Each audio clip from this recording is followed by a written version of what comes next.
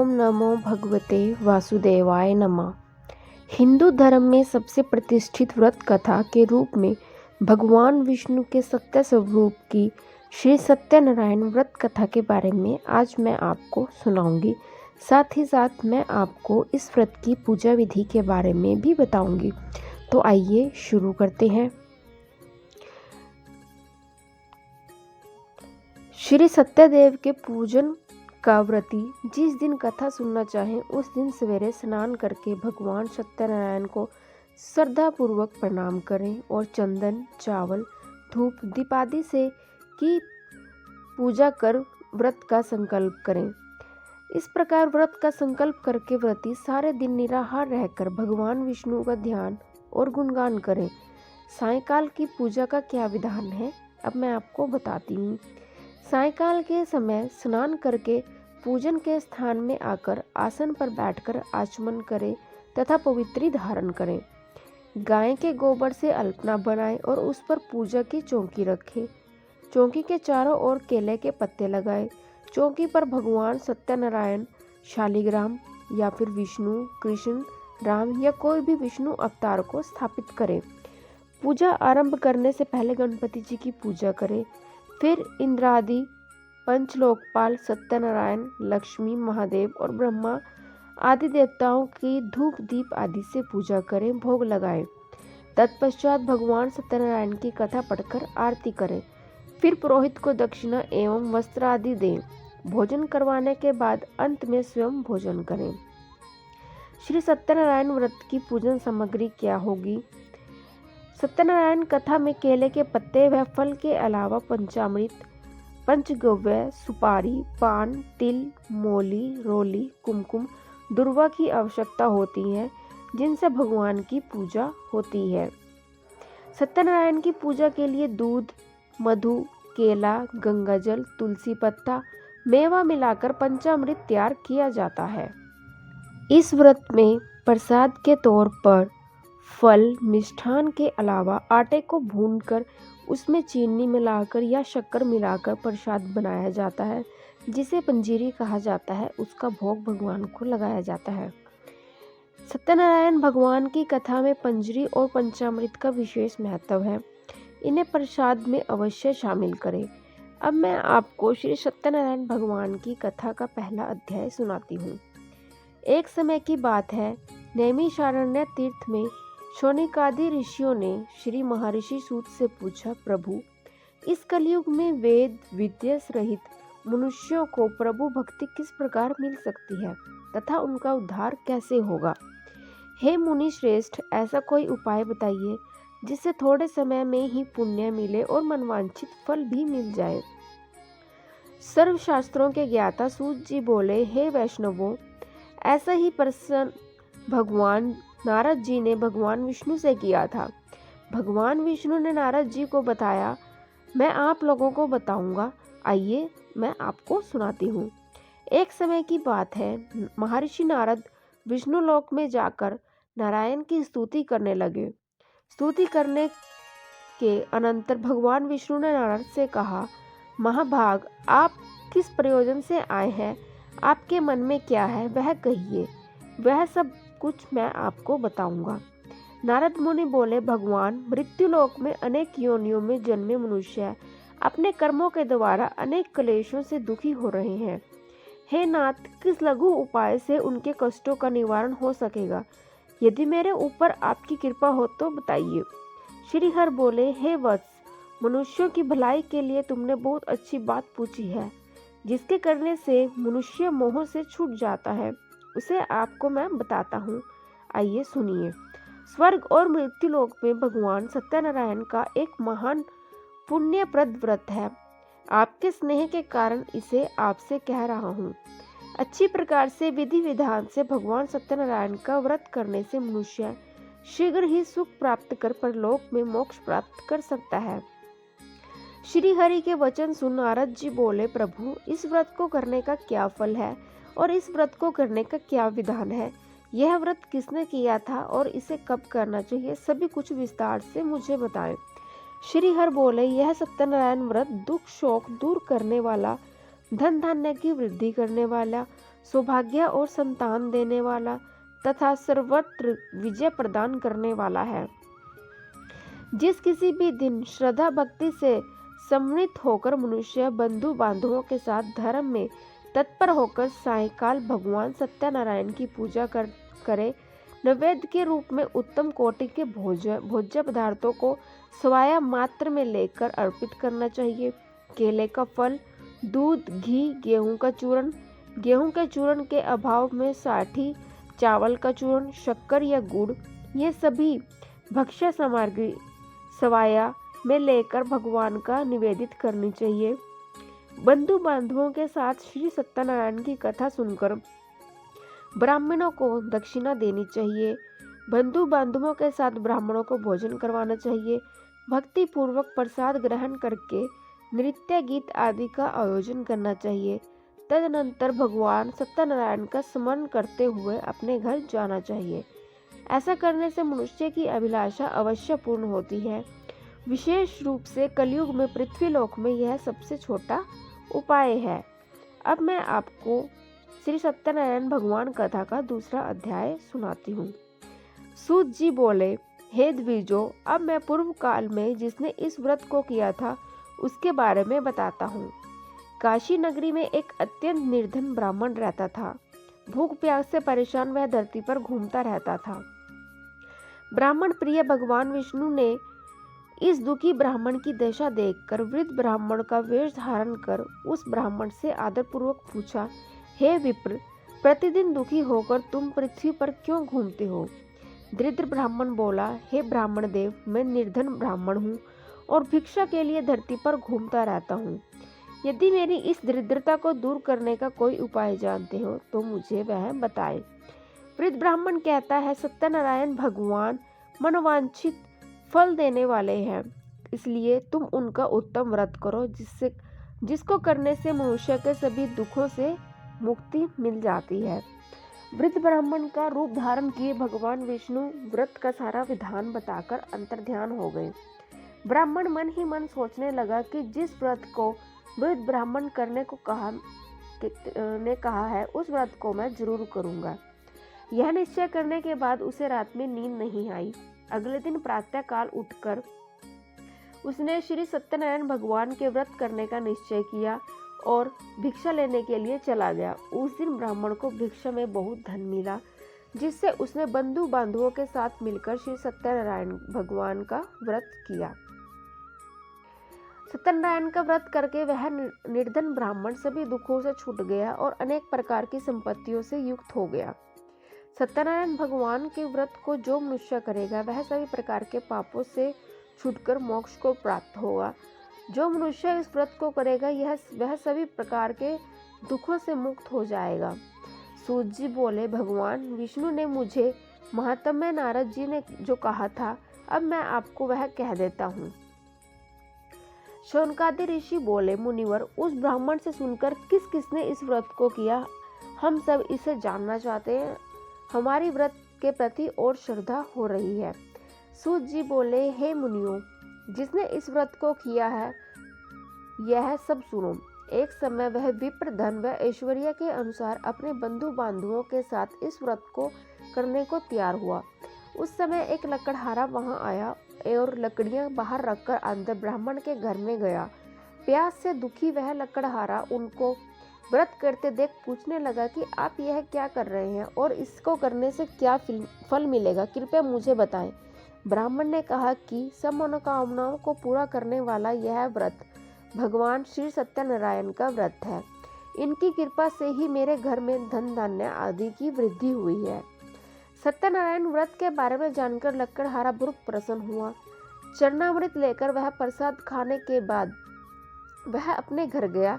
लकड़हारा मन ही मन संकल्प करने लगा कि आज लकड़ी बेचने से जो धन मिलेगा उसी से श्री सत्यनारायण भगवान का व्रत करेगा। मन में इस विचार को उसने बूढ़ा आदमी सिर पर लकड़ियां रख उस नगर में गया जहां धनी लोग ज्यादा रहते थे। उस नगर में उसने अपनी लकड़ियों को 2 गुना मूल्य प्राप्त किया। बूढ़ा प्रसन्नता के साथ केले, घी, दूध, दही और गेहूं का आटा लेकर अपने घर आया। वहां उसने अपने बंधु बांधवों को बुलाकर विधि विधान से श्री सत्यनारायण भगवान का पूजन किया। इस व्रत के प्रभाव से वह धन आदि से युक्त होकर संसार के समस्त सुख भोग प्राप्त कर अंतकाल बैकुंठ धाम में चला गया। अब मैं आपको इस कथा का तीसरा अध्याय सुनाती हूँ। श्री सूत जी बोले, हे श्रेष्ठ मुनियों, अब आगे की कथा कहता हूँ। पहले समय में उल्कामुख नाम का एक बुद्धिमान राजा था। वह सत्यवादी और जितेंद्रिय था। वह प्रतिदिन देव स्थानों पर जाता और निर्धनों को धन देकर उनको कष्ट दूर किया करता था। उनकी पत्नी कमल के समान मुख वाली तथा सती साध्वी थी। एक दिन वह भद्रशाली नदी के तट पर श्री सत्यनारायण भगवान का व्रत कर रहा था। उसी समय अनेक पुष्कल धन राशियों से संपन्न एक साधु नाम का बनिया वहां आया और अपने नाम स्थापित करके राजा के समीप जाकर उनसे पूछने लगा, हे राजन, भक्ति भाव से पूर्ण होकर आप यह क्या कर रहे हैं? मैं सुनने की इच्छा रखता हूँ, कृपया आप मुझे बताएं। राजा बोला, साधु, मैं अपने बंधु बांधवों के साथ पुत्रादि की प्राप्ति के लिए श्री सत्यनारायण भगवान का व्रत व पूजन कर रहा हूँ। राजा के वचन सुन साधु अंदर से बोला, हे राजन, मुझे इस व्रत का सारा विधान बताइए। आपकी कथा अनुसार मैं भी इस व्रत को करूंगा। मेरी भी संतान नहीं है। इस व्रत को करने से निश्चय रूप से मुझे संतान की प्राप्ति होगी। राजा से व्रत का सारा विधान सुन साधु अपने घर गया और अपनी पत्नी लीलावती को संतान देने वाले इस व्रत का वर्णन कह सुनाया और कहा कि जब मेरी संतान होगी तो मैं इस व्रत को करूंगा। एक दिन लीलावती पति के साथ आनंदित और सामरिक धर्म में प्रयुक्त होकर सत्यनारायण भगवान की कृपा से गर्भवती हो गई। 10वें महीने में उसके गर्भ से एक सुंदर कन्या ने जन्म लिया। दिनों दिन यह ऐसे बढ़ने लगी जैसे कि शुक्ल पक्ष का चंद्रमा बढ़ता है। माता पिता ने अपनी कन्या का नाम कलावती रखा। एक दिन लीलावती ने मीठे शब्दों में अपने पति को याद दिलाया कि आपने सत्यनारायण भगवान के जिस व्रत को करने का संकल्प किया था उसे करने का समय आ गया है। आप इस व्रत को करिए। साधु बोला कि हे प्रिय, इस व्रत को मैं उसके विवाह पर करूंगा। इस प्रकार अपनी पत्नी को आश्वासन देकर वह नगर में व्यवसाय करने चला गया। कलावती पिता के घर में रह वृद्धि को प्राप्त हो गई। साधु ने एक बार नगर में अपनी कन्या को सखियों के साथ देखा तो तुरंत ही दूत को बुलाया और कहा कि मेरी कन्या के लिए योग्य वर देख कर आओ। साधु की बात सुनकर दूत कंचन नगर में पहुंचा और वहां देखभाल कर लड़की के लिए सुयोग्य वाणिक पुत्र को ले आया। सुयोग्य लड़के को देख साधु ने बंधु बांधवों को बुलाकर अपनी पुत्री का विवाह कर दिया। लेकिन दुर्भाग्यवश साधु बनिया भगवान सत्यनारायण का उत्तम व्रत करना भूल गया। इस पर श्री भगवान जी क्रोधित हो गए और श्राप दे दिया कि साधु को अत्यधिक दुख मिले। अपने कार्य में कुशल साधु बनिया जमाई को लेकर समुद्र के पास स्थित होकर रत्नापुर नगर में गया। वहां जाकर दामाद ससुर दोनों मिलकर राजा चंद्रकेतु के रमणीय नगर में व्यापार करने लगे। एक दिन सत्यनारायण की माया से एक चोर राजा का धन चुराकर भाग रहा था। उसने राजा के सिपाहियों को अपना पीछा करते देख चुराया हुआ धन वहां रख दिया जहां साधु अपने जवाई के साथ ठहरा हुआ था। राजा के सिपाहियों ने साधु वेश्यों के पास राजा का धन पड़ा देखा तो वह ससुर जवाई दोनों को बांधकर प्रसन्नता से राजा के पास गए और कहा कि उन दोनों चोरों हम पकड़ लाए हैं, आप आगे की कार्रवाई करें। राजा की आज्ञा से उन दोनों को कठिन कारावास में डाल दिया गया और उनका सारा धन छीन लिया गया। सत्यनारायण भगवान के श्राप से साधु की पत्नी भी बहुत दुखी हुई। घर में जो धन रखा था उसे चोर चुरा कर ले गए। शारीरिक और मानसिक पीड़ा व भूख प्यास से दुखी हो अन्न की चिंता में कलावती ने ब्राह्मण के घर गई। यहाँ उसने श्री व्रत होते हुए देखा, कथा सुनी और वह प्रसाद ग्रहण कर रात को घर वापस आई। माता ने कलावती से पूछा कि पुत्री, अब तक तुम कहाँ थी? तेरे मन में क्या है? कलावती ने अपनी माता से कहा, माता, मैंने एक ब्राह्मण के घर में मनोरथ प्रदान करने वाला व्रत को देखा, जिससे लीलावती व्रत करने को उद्यत हुई और भगवान से वर मांगा कि मेरे पति तथा जमाई शीघ्र घर पर आ जाएं। साथ ही यह भी प्रार्थना की कि हम सब का अपराध क्षमा करें। श्री सत्यनारायण भगवान इस व्रत से संतुष्ट हो गए और राजा चंद्र सपने में दर्शन दे कि हे राजन, तुम उन दोनों वेश्यों को छोड़ दो और तुमने उनका जो भी लिया है उसे वापस कर दो। अगर ऐसा नहीं किया तो मैं तुम्हारा धन, राज्य व संतान सभी को नष्ट कर दूंगा। राजा को यह सब कहकर वह अंतर्ध्यान हो गए। प्रातः सभा में राजा ने अपना सपना सुनाया। फिर बोले कि वाणिक पुत्रों को कैद से मुक्त कर सभा में ले आओ। दोनों ने आते ही राजा को प्रणाम किया। राजा मीठी वाणी में बोला, तुम्हें कठिन दुख प्राप्त हुआ है, लेकिन अब तुम्हें कोई भय नहीं। ऐसा कह राजा ने उन दोनों को नए वस्त्राभूषण भी पहनाए और जितना धन उनका लिया था उससे 2 गुना धन वापस कर दिया। दोनों वैश्य अपने घर को चल दिए। सूर्य जी बोले, वैश्य ने मंगलाचार कर अपनी यात्रा प्रारंभ की और अपने नगर की ओर चल दिए। उनके थोड़ी दूर जाने पर एक दंडी सन्यासी का वेश में भगवान विष्णु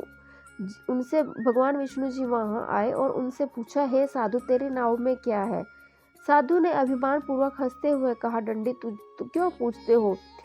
क्या कुछ द्रव्य लेने की इच्छा है? मेरी नाव में तो बेल व पत्ते भरे हुए हैं। वैश्य के कठोर वचन सुन भगवान बोले, तुम्हारा वचन सत्य हो। दंडी ऐसे वचन कह कुछ दूर जाकर समुद्र के किनारे बैठकर दंडी के जाने के बाद साधु वेश्या में नित्य क्रिया के पश्चात नाव को देखकर आश्चर्य में पड़ गया। नाव में बेल पत्ते आदि देख वह मूर्छित होकर जमीन पर गिर पड़ा।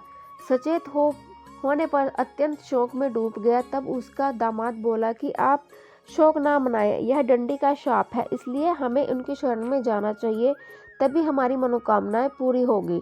दामाद की बात सुनकर वह दंडी के पास पहुंचा। अत्यंत भक्ति भाव नमस्कार से बोला, मैंने आपसे जो अत्यंत कठोर वचन कहे थे उनके लिए मैं क्षमा चाहता हूँ। ऐसा कहकर महान शोकातुर रोने लगा। तब दंडी भगवान बोले, वाणिक पुत्र, मेरी आज्ञा से बार बार तुम्हें दुख प्राप्त हुआ है। साधु बोला, हे भगवान, आपकी माया से ब्रह्मा आदि देवता भी आपके रूप को नहीं जानते, तब तो मैं अज्ञानी कैसे जान सकता हूँ। आप प्रसन्न होइए, अब मैं सामर्थ्य के अनुसार आपकी पूजा करूँगा। मेरी नौका में स्थित जो धन है उसकी तथा मेरी रक्षा कीजिए। भगवान साधु वेश्या के भक्ति पूर्वक वचन सुनकर प्रसन्न हो गए और उनकी इच्छा अनुसार वरदान देकर अंतर्ध्यान हो गए। ससुर जमाई नाव पर आए तो नाव धन से भरी हुई थी। फिर वही अपने अन्य साथियों के साथ सत्यनारायण भगवान का पूजन कर अपने नगर को चल दिए। जब नगर के नजदीक पहुंचे तो दूत को घर पर खबर करने के लिए भेज दिया। दूत साधु की पत्नी को प्रणाम कर कहता है कि मालिक आपके दामाद सहित नगर में निकट आ गए हैं। दूत की बात सुन साधु की पत्नी लीलावती ने बड़े हर्ष के साथ सत्यनारायण भगवान के पूजन कर अपनी पुत्री कलावती से कहा कि मैं अपने पति के दर्शन को जाती हूँ, तो कार्य पूर्ण कर आ जा। माता के ऐसे वचन सुन कलावती जल्दी में प्रसाद छोड़कर अपने पति के पास चली गई। प्रसाद की अवज्ञा के कारण श्री सत्यनारायण भगवान रुष्ट हो गए और नाव सहित उनके पति को पानी में डुबो दिया। कलावती अपने पति को यह ना पाकर रोती हुई जमीन पर गिर गई। नौका को डूबा हुआ देख वह कन्या को रोता देख साधु दुखी होकर बोला कि हे प्रभु, मुझसे तथा मेरे परिवार से जो भूल हुई है उसे क्षमा करें। साधु ने दीन वचन सुनकर सत्यनारायण भगवान प्रसन्न हो गए और आकाशवाणी हुई, साधु, तेरी कन्या मेरे प्रसाद को छोड़कर आई है, इसलिए उसका पति अदृश्य हो गया है। यदि वह घर जाकर प्रसाद खाकर लौटती है तो उससे उसका पति अवश्य मिलेगा। ऐसी आकाशवाणी सुन कलावती घर पहुंचकर प्रसाद खाती है और फिर आकर अपने पति के दर्शन करती है। उसके बाद साधु अपने बंधु बांधव सहित श्री सत्यनारायण भगवान का विधि विधान से पूजन करता है। इस लोक का सुख भोग वह अंत में स्वर्ग को जाता है। बोलिए श्री सत्यनारायण भगवान की जय। तो यह थी श्री सत्यनारायण भगवान की व्रत कथा। अगर आपको हमारी यह प्रस्तुति अच्छी लगी हो, चैनल को लाइक, शेयर और सब्सक्राइब जरूर करें। धन्यवाद।